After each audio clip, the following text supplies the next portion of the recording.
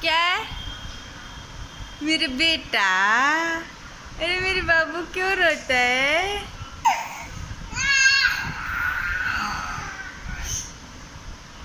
बाबू बाबू हाँ, लाला। और ये देखो इसकी बहन।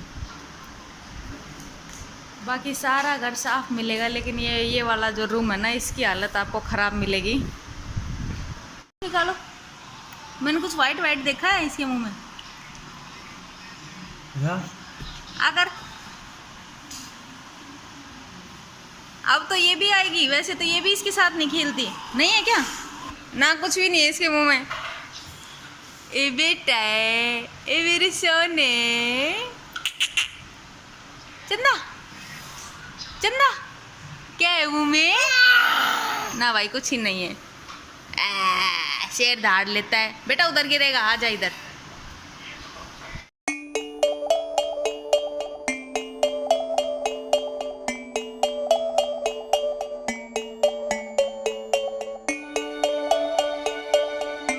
तो जी नीचे पूजा खाना बना रही है। काफ़ी दिन से पूजा ही खाना बना रही है, ऊपर खाना नहीं बना रही। मैं क्या है कि इतना ही होता है मेरे से काम कि मैं खुद झाड़ू पोछा कर लो थोड़ा बहुत। वो भी झाड़ू निकलती है, पोछा तो कभी कभी लगता है। ऊपर इतना कोई आता भी नहीं है। रात को सोने के टाइम पे ही हम लोग लगभग आते हैं, या फिर शाम को, मतलब शाम के टाइम से आना जाना शुरू होता है। तो बस। और हाँ, एक ज़रूरी बात मुझे बतानी थी। ये सारे के सारा अब जो सामान है वो मुझे अब नीचे लेके जाना पड़ेगा। मुझे नहीं, मैं इनको, वो इनकी तबीयत ठीक नहीं है। देवर जी से, पूजा से हम सब मिलके कर लेंगे। क्या है कि ये सारा सामान अब खराब होने लगा है। इसमें देखो कितनी ज़्यादा, ये देखो ये दाल है, ये काफ़ी हद तक खराब हो चुके हैं। ठीक है, क्योंकि मुझे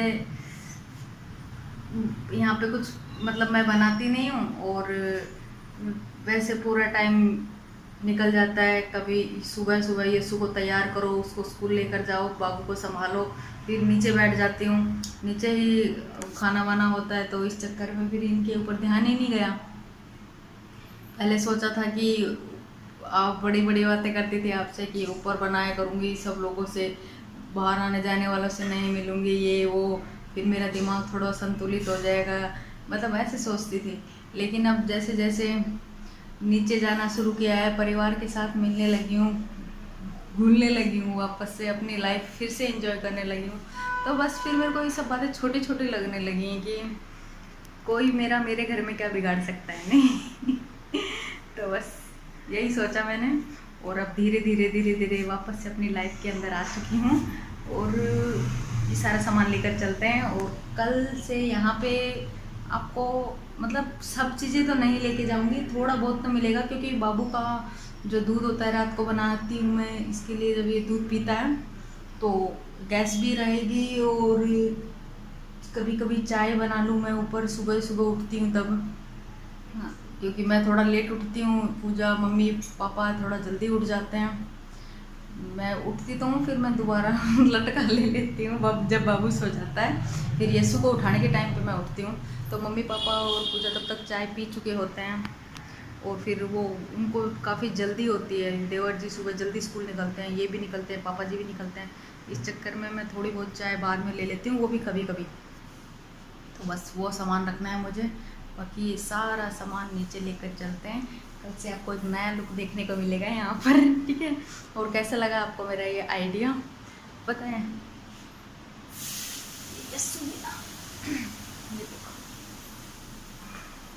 पता है, मैंने मम्मी से कहा थोड़ी देर पहले कि एक सेकेंड मम्मी, वो जो ऊपर सामान है वो नीचे ले आऊँ क्या?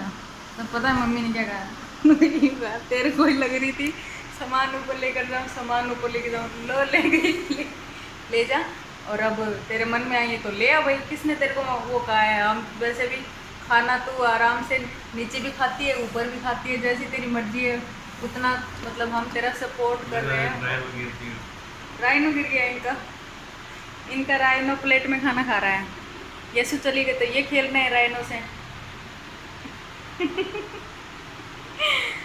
तो जी बस ये इम्पोर्टेंट बात थी मेरे हिसाब से, जो कि मुझे आपके साथ शेयर करनी थी, क्योंकि मैं अपना परिवार अपना होता है, चाहे मैं पागल हो जाऊँ, मेंटल हो जाऊँ, चाहे कुछ भी हो जाऊँ।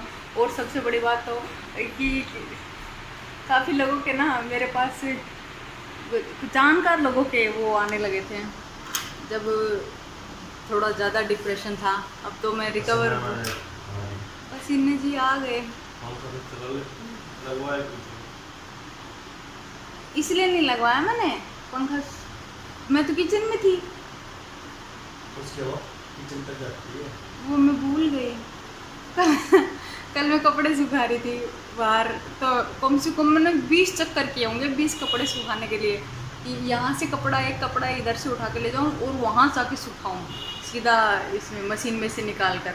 बाल्टी धुली हुई थी, कपड़े धोने के बाद मतलब बाल्टी धोते हैं ना, तो मैंने सोचा था सारी बाल्टी एक साथ धो दूँगी। देवर जी कम से कम देखते रहे, कई देर हो गई।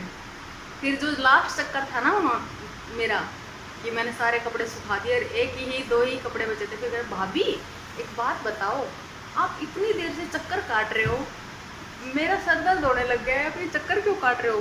फिर मेरे दिमाग में आया कि मैं कम से कम सारे कपड़े उठाकर और वहाँ रख सकती हूँ ले जाकर चेयर के ऊपर, तो कपड़े तो तब भी सूख जाते। लेकिन वही बात है कि अब दिमाग है ना फालतू चीज़ें सोचता ही नहीं है। अच्छा, मैं क्या भैंस लगती हूँ?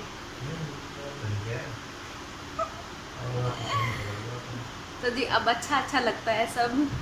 अब मुझे नहीं पता क्यों अच्छा लगता है, क्योंकि जब से ये दवाई लेनी शुरू करी, वो बहुत ख़तरनाक दवाई है, पूरे दिन खुश रहती हूँ। और जो कि अब लेकर आई हूँ वो दवाई, अब फिर से जाना है डॉक्टर के पास, तो मैं फिर से कहूँगी कि सर ये वाली दवाई बहुत अच्छी लगी मुझे, और अगर इनकी हो तो और मुझे दे दो। और या फिर कुछ ऐसा ना हो जाए कि जब मैं दवाइयाँ बंद करूँ, मुझे कई बार डर भी लगता है, तो अचानक से खौफनाक वाला मंजर आ जाए मेरे सामने, गुस्सा बहुत ज़्यादा आने लग जाए, क्योंकि अभी गुस्सा बहुत कम आता है।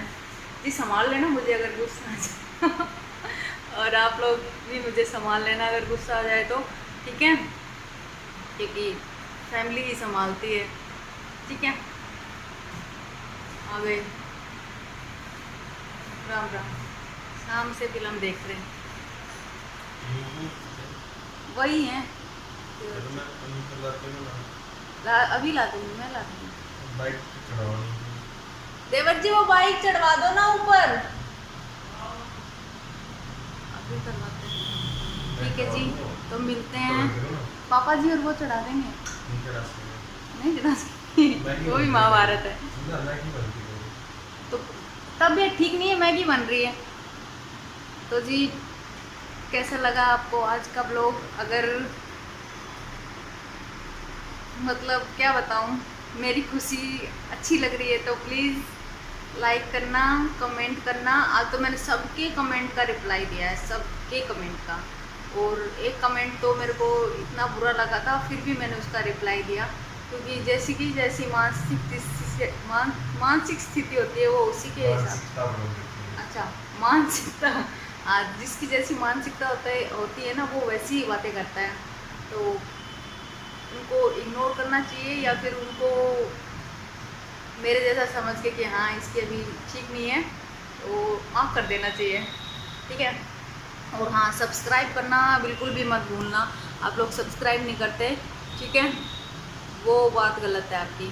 तो मिलती हूँ आपसे नेक्स्ट ब्लॉग के अंदर, तब तक के लिए बाय बाय, टेक केयर, अपना ध्यान रखना।